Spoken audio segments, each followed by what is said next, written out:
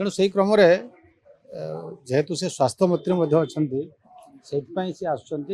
किंतु स्वाभाविक रूप से जितेबले गोटे राज्य को आसुँच एवं राज्यर पदाधिकारी सागर से बसवा उठा कथा हवा एटा स्वाभाविक प्रक्रिया किंतु जो कथा आपण मैंने कहते विराम कथा सेटा पार्टी निष्पत्ति करिवो एवं पार्टी सर्वोपरि आ खूब शीघ्र मु भावुची आमे समस्ते जहाँ देखुचे जेहेतु ये हूँ राष्ट्रीय दल तेणु बहुत विचार विमर्श कलापर ही बहुत जिनस तार निर्णय करा जाए से मत लगुच विलंब तो हो पारे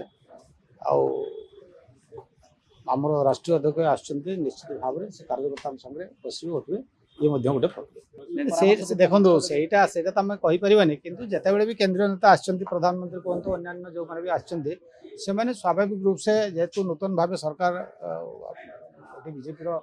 आसी तेणु स्वाभाविक रूप से परामर्श भी देवे एवं आलोचना करेंगे आईटा गोटे प्रक्रिया बोली आम कहीपर निश्चित भाव में मुझे जो कथा कहली कि ये हूँ राष्ट्रीय दल आ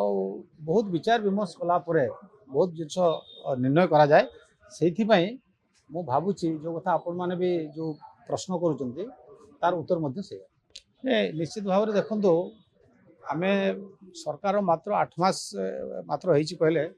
किंतु 8 मास भीतर आप देखो जातीय स्तर एत गुड़ा प्रोग्राम है तार अर्थ भारतीय जनता पार्टी ओडिशा उपरे बहुत फोकस करिछि एवं